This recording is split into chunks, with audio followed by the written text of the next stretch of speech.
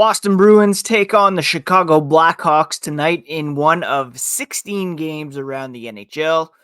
Going to preview that one and discuss where the Bruins rank among the Atlantic Division rivals that they have yet to play this season here in a brand new episode of Locked On Boston Bruins. You're Locked On Bruins, your daily podcast on the Boston Bruins. Part of the Locked On Podcast Network, your team every day.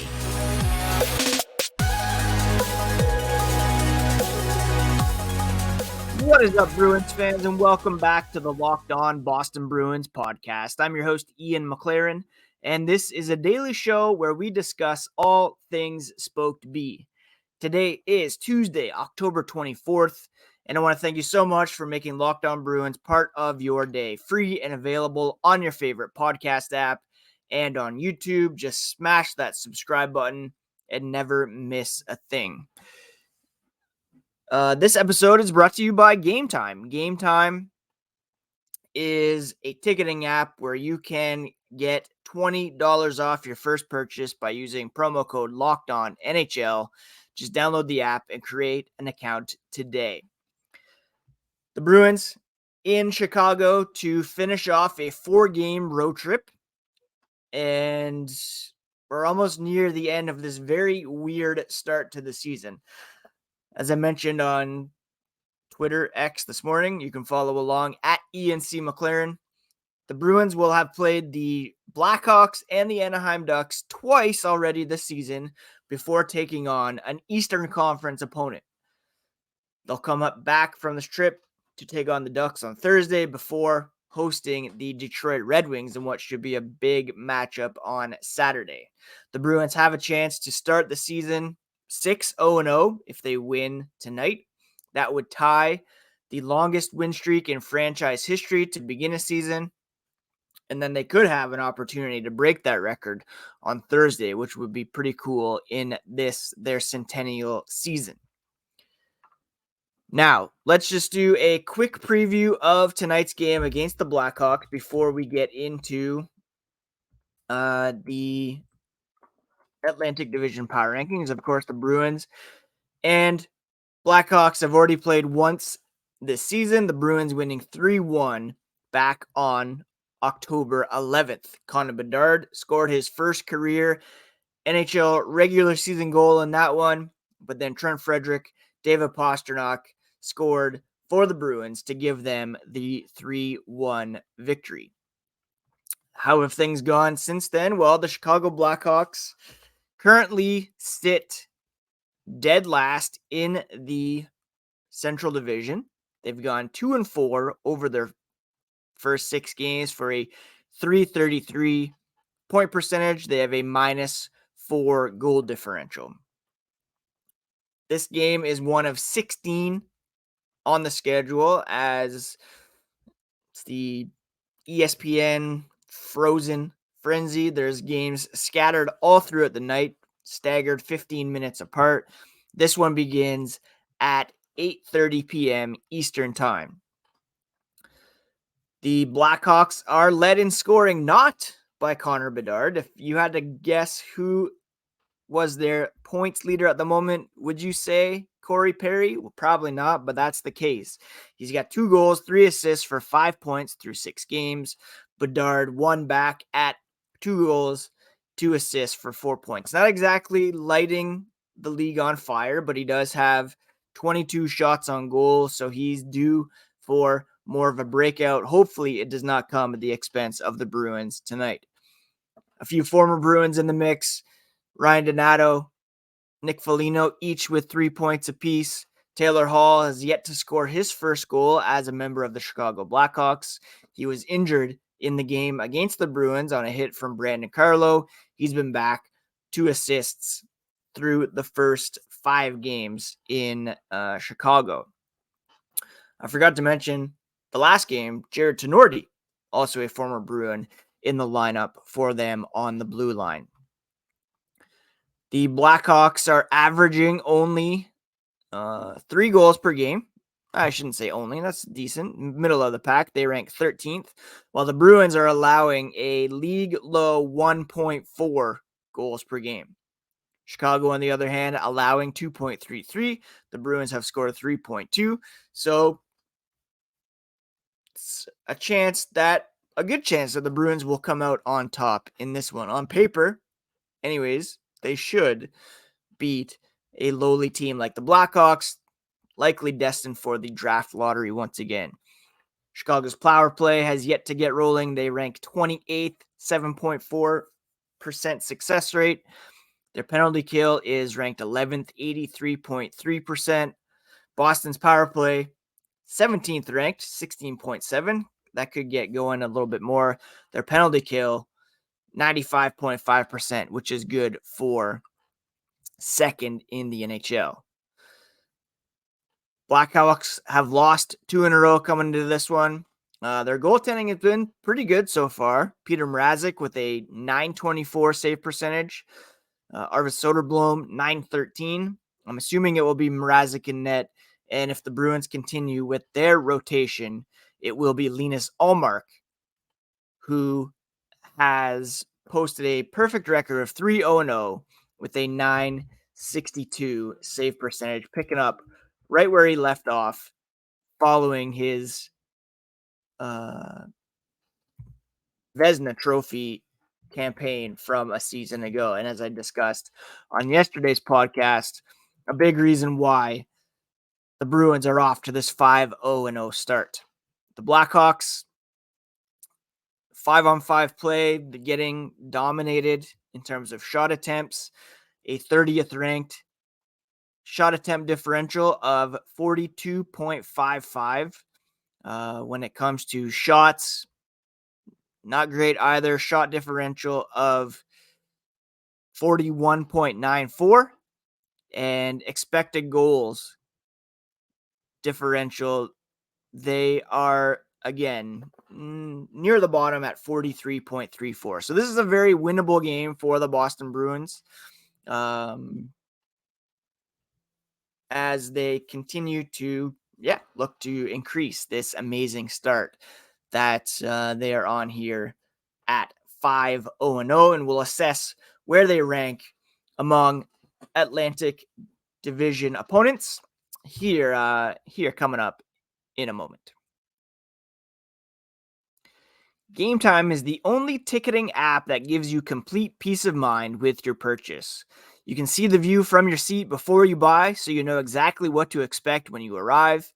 Their all-in prices show your total upfront, so you know you're getting a great deal without hidden fees.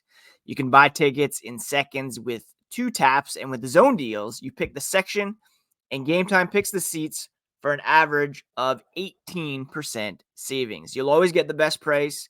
If you find tickets in the same section and row for less elsewhere, Game Time will credit you 110% of the difference. Download the Game Time app, create an account, and use code LOCKEDONNHL for $20 off your first purchase.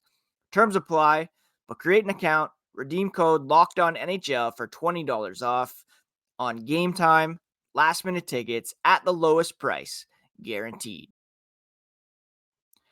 A new NHL season brings all sorts of possibilities. David Pastrnak could score 60 goals again. The Bruins could hoist the Stanley Cup. You never know. And you could win big by playing daily fantasy hockey on Sleeper, the official daily fantasy app of the Locked On NHL network. Sleeper is our number one choice for daily fantasy sports, especially daily fantasy hockey, because with Sleeper, you can win 100 times your cash in daily fantasy hockey contests.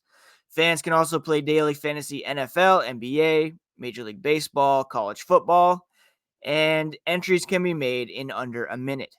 To win 100 times your bet on Sleeper, you need to correctly predict the outcome of 8 player stats. Use promo code LOCKEDONNHL and you'll get up to a $100 match on your first deposit.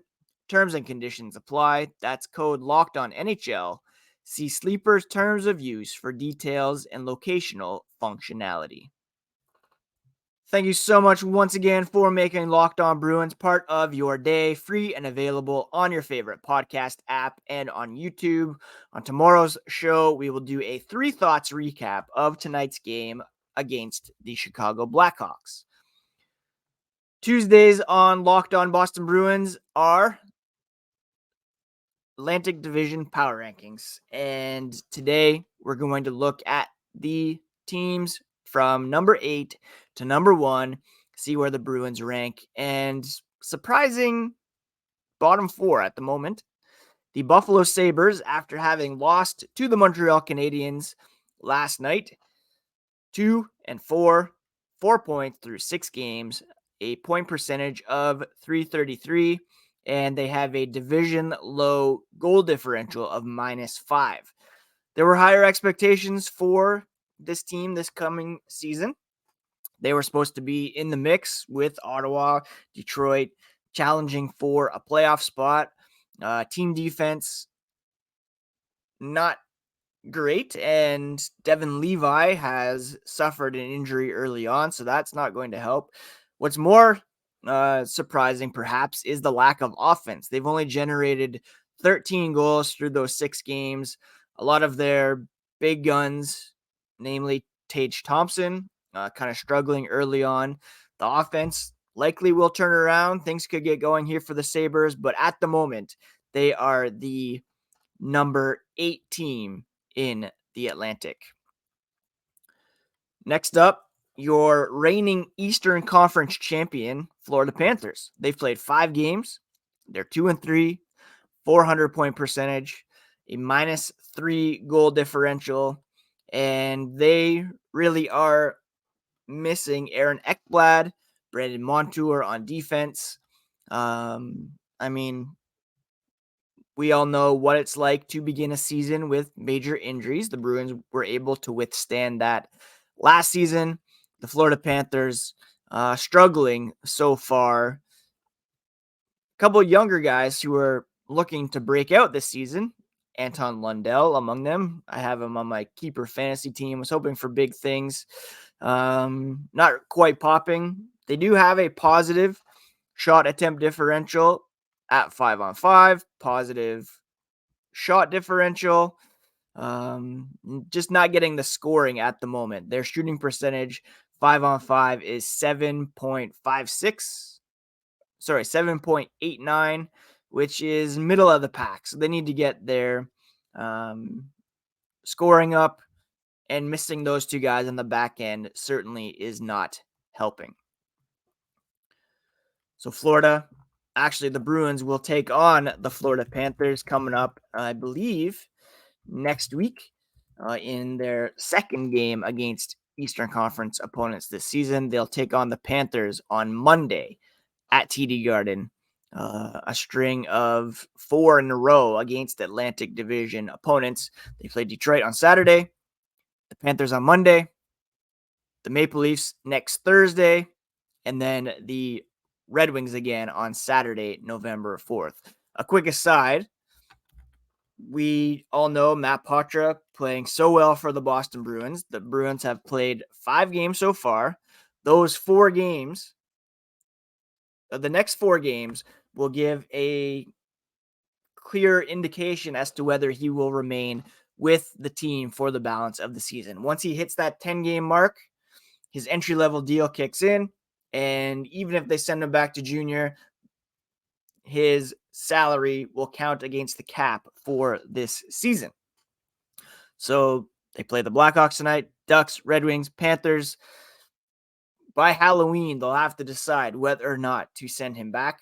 So we'll see how he's able to measure up against the Blackhawks once again tonight. Back to the power rankings. The number 6 team in the Atlantic this week, the Tampa Bay Lightning, a 2-2-2 start through 6 games, even 500 point percentage, a -4 goal differential. They've given up a division high 24 goals, certainly missing Andrei Vasilevsky in net. They have scored 20 goals, but still -4 goal differential because of that porous goaltending. And they're going to be without Vasilevsky still for a bit of time here. We'll have to try to withstand that. Right now, they are on the outside looking in when it comes to the top 4. As are the Toronto Maple Leafs. They played 5 games. They're 3-2, 6 points, 600 point percentage, even 0 goal differential, 19 allowed, 19 scored. That 19 is second most in the Atlantic Division. So the Lightning, Maple Leafs, a bit leaky to begin the season. And they round out the bottom four. The Sabres, Panthers, Lightning, Maple Leafs. Bit of an upside down Atlantic to begin the season. And we'll talk about who the top four are here in a moment. Snap into action this NFL season with FanDuel, America's #1 sportsbook. Right now, new customers get $200 in bonus bets guaranteed when they place a $5 bet. That's $200 in bonus bets, win or lose. So if you've been thinking about joining FanDuel, there's no better time to get in on the action. The app is so easy to use, and there's a wide range of betting options like spreads, player props, over-unders, and more. All you have to do is visit fanduel.com/lockedon and kick off the NFL season with FanDuel, the official partner of the NFL. Again, you can get that great deal right now, $200 in bonus bets guaranteed when you place a $5 bet on FanDuel.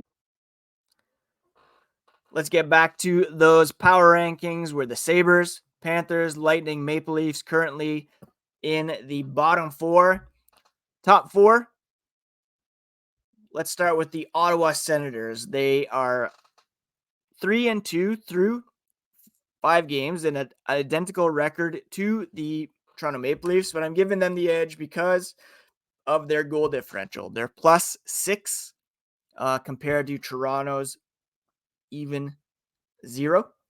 And they were caved pretty hard by the Detroit Red Wings in a prime showdown on Saturday afternoon, and they have a chance to rebound here. But so far, so good for the Ottawa Senators, and they are playing without one of their key centers in Shane Pinto. Josh Norris was out to begin the season. He's come back, looked very good so far. If they can get Pinto signed and or flipped, I've seen some reports out there that maybe they can flip him to the Flyers for Morgan Frost, who has fallen out of favor there with John Tortorella. That would be a nice upgrade for, well, maybe not an upgrade, but a nice piece of work for the Senators. And they've gotten pretty good goaltending so far. Anton Forsberg outplaying unrestricted free agent signee Eunice Corposalo, but a nice little tandem that they have in net there.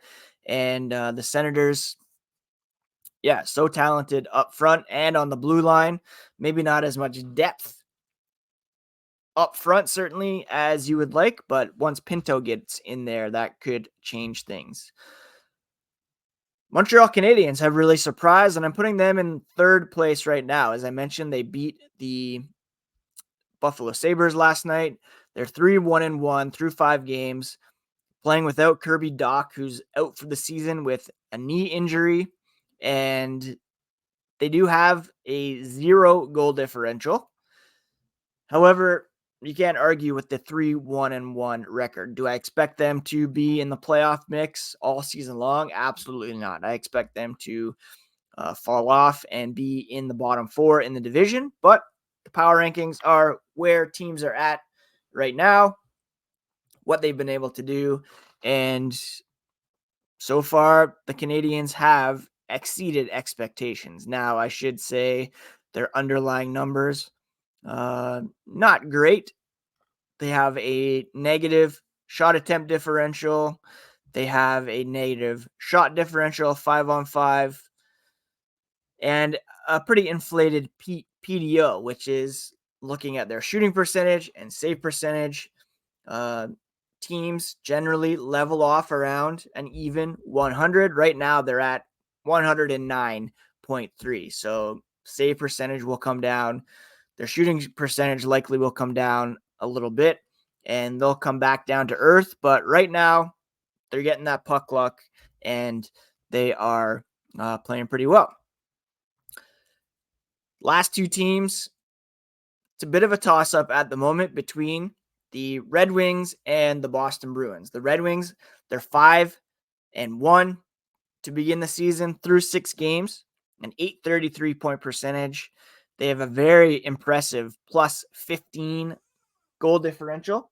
They've won 5 in a row, but they've allowed more than twice as many goals as our Boston Bruins. So I'm putting them in second at the time being. Saturday's showdown between these two teams will be a big indicator of who is actually the best team in the division at the moment. But Detroit, like I mentioned, they put that pounding on Ottawa the other day. Alex DeBrincat off to a flying start for his hometown team. Dylan Larkin playing excellent. They're getting pretty good goaltending from Ville Husso. James Reimer has stepped up as well in backup duties, and I'm really excited about that game on Saturday night. It should be a banger for sure. The Bruins, though, undefeated, 5-0-0. Yes, they haven't played the best opposition. I saw some comments on the YouTube saying we shouldn't hold that too much against them. The Kings, likely a playoff team. The Predators could be in the mix as well, but still. San Jose, Anaheim, not good at all. Chicago, bottom of these are 3 of the worst teams in the Western Conference. And they'll get to play 2 of them once again as they look to extend their win streak to begin the season to 7-0-0. That would be a franchise record to begin a season. When it comes to the underlying numbers for both of these teams, the Bruins, they have a negative shot attempt differential, whereas the Red Wings, they are, well, where are they? Oh, they are even worse. 44.55 for Detroit compared to 49.89 for the Bruins. The Red Wings, they're up there in PDO as well. 14.07% shooting at 5-on-5, which is sure to come down. That's quite a bit of puck luck going their way. The Bruins PDO at the moment is 104.6. They too getting exceptional goaltending, but their shooting percentage isn't that inflated at 9.52.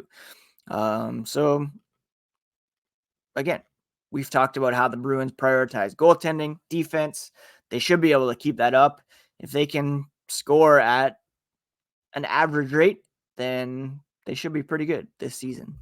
So we'll see if Detroit can keep it up. And again, that game on Saturday is going to be key. First up, though, is another date with the Chicago Blackhawks tonight. Connor Bedard versus rookie phenom Matt Poitras. And that goes at 8:30 on tomorrow's episode. We will do a full recap and bring you all the key takeaways from that one. In the meantime, take care of yourselves, friends. Take care of each other. And we will talk to you again here tomorrow on Locked On Boston Bruins, part of the Locked On Podcast Network, your favorite team every single day.